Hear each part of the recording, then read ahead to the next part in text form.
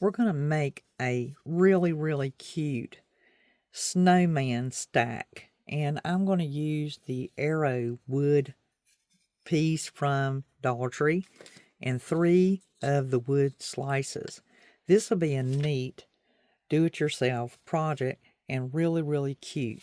I'm going to remove this hanger from off the back because it needs to go a different way since this will be hanging vertical. So I have Folk Arts Nutmeg staining medium or antique and medium, and I'm going to age up this piece of wood and see how it looks. The nutmeg stained up really nice. This is a different color than what I'm used to doing as far as anything that I do for Christmas. But I thought I would try it on, and you guys can see a variation in different ways you could do it. We can naturally do it white or black, but we're going to see how this looks and go in form with our rustic and woodland type things. Now basically these slices will be positioned here. And, you know, it looks like a birdhouse is pretty much how I want to go with this, or what I have in my mind. And these will be snowmen. So I'm going to paint these white on the face.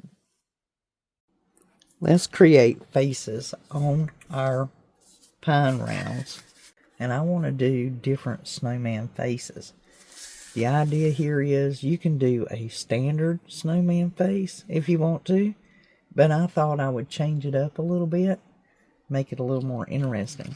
I have my paint markers here, and I might do some blue eyes, maybe even some green, but something neat. The black marker will help me outline the face, so I always do the peace sign to do my eye placement. And so I'm going to just put a line and a line. My nose, of course, will be centered, and then the mouth will line up with a smile with the width of the eyes. Since I have the dashes, I'm just going to do kind of a circle. Also, a FYI, anytime you're doing eyes, start with your left side first. You'll find that a lot of times it'll do a lot better for you. Let's say I want to do blue for the eyes. You're going to leave some of the white, and you just want to do some blue in there. And there again, make sure you're going in that curved upward fashion so that it looks better that way. Then we can go back to the black, and we can fill this out at the top, and we'll go back and touch that up with some white and give it a little more oomph. And here to kind of outline is, we're going to make like cheeks, so you can do a line. And for the mouth, you can do it as a smile, you can do it crooked or slanted. And some of them are doing like a little crookedy smile. You can even do something more rounded. And then we can do some lashes. Put a little curve in those lashes. A Sharpie marker is the best for making a nose. You can do it round, you can do it carrot. It's whichever you desire. And just color it in. I can attempt to put a little dot here. Let's do another one. And this time I want to make his eyes like a teal color. Almost like a triangle, but rounded at the bottom.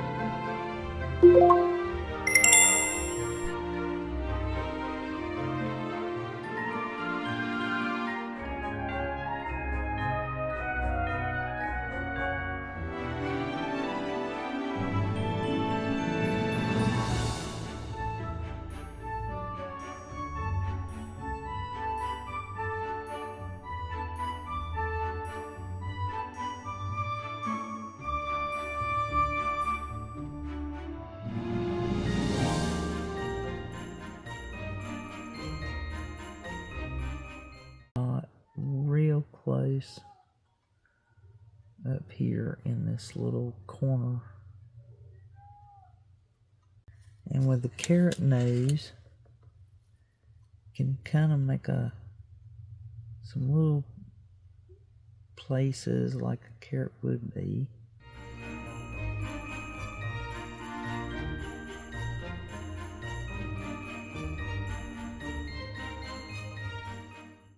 Using the antique and wax, I'm going to put just a small amount on there, but I'm going to rub it off about as fast as I put it on because there's no sealer on these pine slices, and what will happen is it'll sink into that chalk paint real fast. It won't just finish it, it'll actually like drown it, so to speak. So I'm going to wipe that off real quick. If it's too much, we can always use a wet wipe to tone it down. And a lot of times the wet wipe can help reduce any overage that you don't want on there. And it might affect my paint job, so I have to go back and redo the white of his eyes because the wet wipe is taking off the white and smearing it. Now that looks a little better, not so bright. The bright was fine with me, but I thought it needed a little bit of deepening of the color, so it looks pretty good. Now let's re-wipe the eyes. I'm going to take my black magic marker or my paint marker. You could use a Sharpie or a paint marker. And I'm going to make like the awning of a birdhouse. I don't know that this will show up by the time we get done with all the stuff we're going to do, but we'll see. I just want to make it like we've got the rooftop here. I have two different ribbons here, and we're going to make the bonnet. You could use anything for the bonnet. Just make it look cute.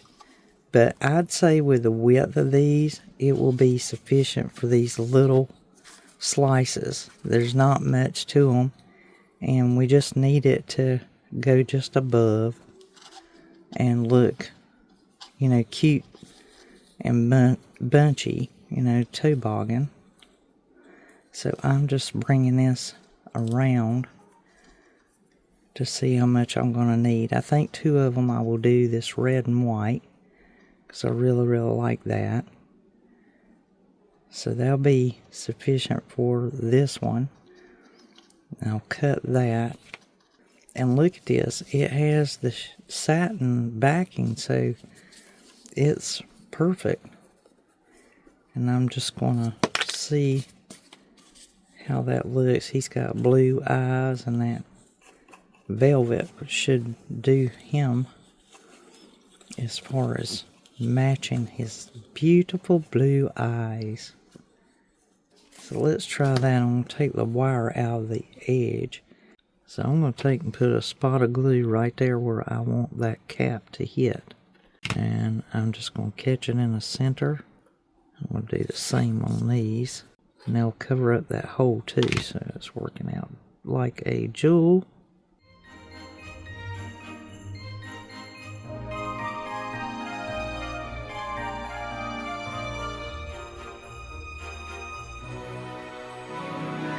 Put it to the side. I'll cut some slits in it. And again, I'm going to do this one the same way. I'll bring it around, but I'm going to lean it out at the top. The next thing I'm doing is about every 1/4 of an inch wide. I am making a slit, maybe even 1/2 an inch, and just going about and putting those little cuts in there so it looks like a fabric toboggan top. Now what I'm doing is gathering that up and tying a string around it. And with the ribbon being stiff, you want to pull this out a little bit before you tie that string That way it'll gather up like it's supposed to and, well, look right. So, you know, you want to kind of make sure it comes out before you tie it down, because it does not do right, you know, where it's ribbon, it's stiffer. So you got to make sure you get all this coming out, or it just cinches up and you can't tell that it's got some shape to it. There you go. So just pull those out a little bit, and that way you can just tie your string. Now just tie it and go back to the back and tie it, because I don't want to waste all that string, but I don't want it to come loose either. I do want to put some berries around them, so you probably don't want an exact cut. Just kind of want to trim it. Now that looks better. Now, using the berry garland that we commonly get from Dollar Tree, I'm going to wrap a small piece around the boggins, and I just think that would look cute. And my inspiration piece, they had done the same thing, so that's what I'm going to do. I'm going to put some berries around these, and I've already arranged these on the board where I'm wanting them to go. So while I'm at it, I'm going to go ahead and glue my slice down to the board exactly where I'm wanting it to go. And that will be done with the details. Berries here, glue him down, same with him. With all my greenery here, I need to pose it and decide where I'm going to put everything, or what's going to be where. And I have been looking at this and just seeing what it is that I really want and what will look the best.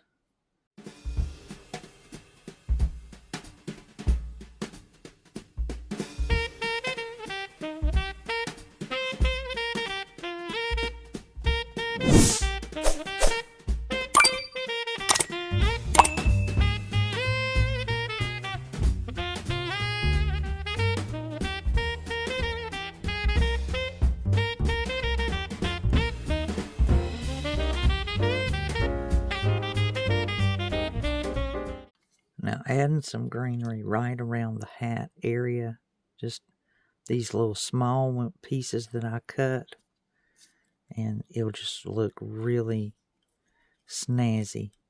That extra greenery is just amazing how good it looks right up under that little cap there. Just like it's coming out the top of the cap. But it really just adds to it and takes away this plain look like it's too much space. That makes sense.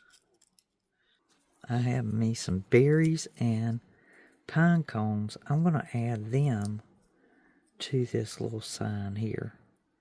And that way it gives it even more to it.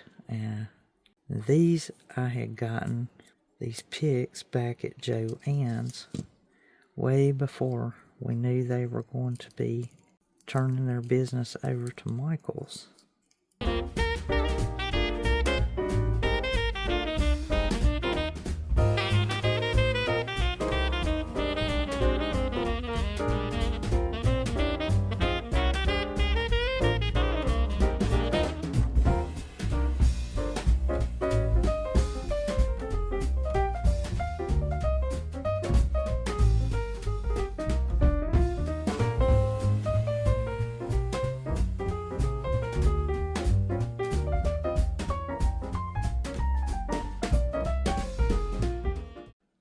Now guys, if you cut crushed velvet and it's a wider strip and you cut it, this is what you can expect. You're going to have a lot of shed when you're trying to tie it.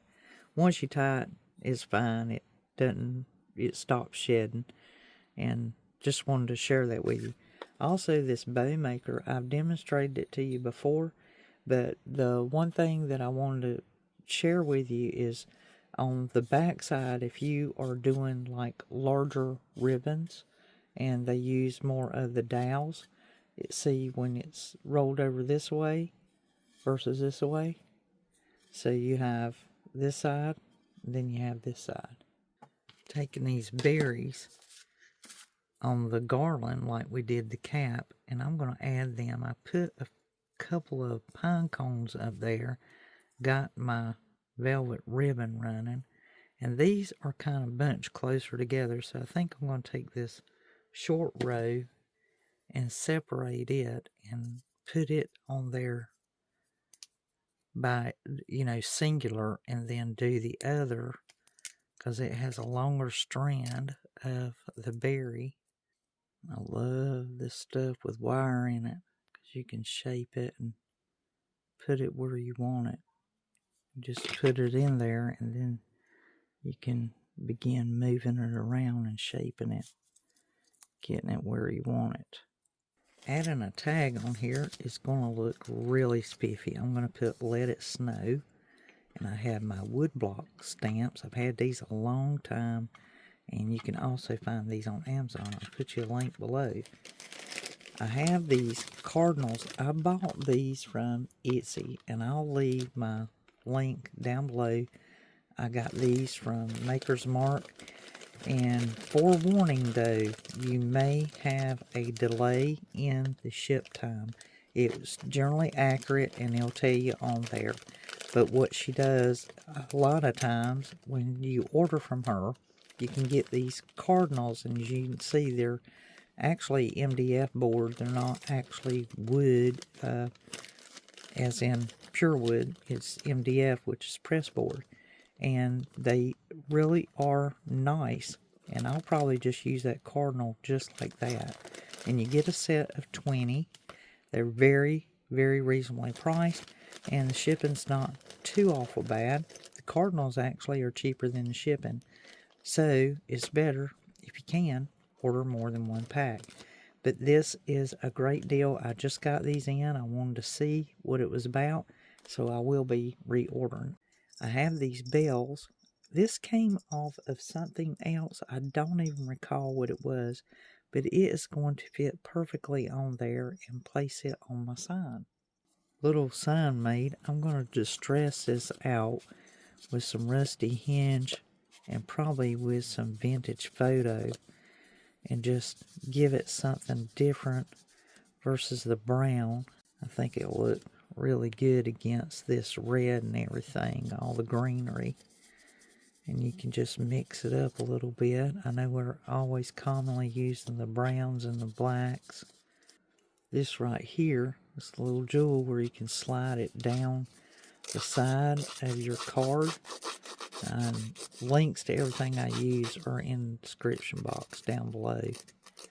See how it just really truly just takes and roughs up that edge. It's the coolest thing ever. But if you don't have that, you have a pair of scissors, you can rub with a pair of scissors and it does the very same thing. It just might be a little awkward on these little shorter areas, and that gives you some distance between your paper and your hand.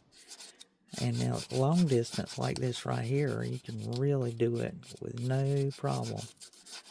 Just the rough side edge of your scissors. It usually works better with a wide pair of scissors like this one. They have a wide blade. In other words, a paper scissor. If you're using bona fide paper scissors, they have wider blades than fabric scissors. Fabric scissors are more like slicing blades where they can get thin and close, where paper scissors are broader and thicker. See how much broader those are? Now you can easily tie this on, but I'm thinking I will tuck it like right there, and that means I can take this cording off so that it is not in the way. Now if you needed something to glue to, the cord would work perfect, but I'm thinking maybe I'll just glue it right there, And I'm going to put the bells on the actual tag, and I just think that will just work super great, and no more than it will need. But I did stamp it on both sides, and I guess it's just a matter of picking the side you like the best and putting it there. I don't generally, but I'm going to put the cardinal right there on the bow. I know it looks very different, but that's what I'm going to do. I'm just going to put this the smallest amount of glue in the center of that bow, because this will definitely glue to it without a problem. And I think that's just going to be the ticket right there. And then that way it's really showing off. I mean, you could paint those real easy, but I like the plain rustic look. It's got the burntness from the machine where it's been laser cut that way, and I just really like it. I think it looks good like that. And that's pretty much it for the Let It Snow 3 Snowmen plaque, vertical plaque signage that you can put up for Christmas decoration, and it's just absolutely spiffy. I'm going to put a hanger on it to make it easy to hang up by, but that's pretty much it. What do you think? Leave me a comment down below and let me know, what do you think of our sign? It's pretty neat. So until the next DIY, this is Elizabeth, and I'll be crafting y'all. Merry Christmas.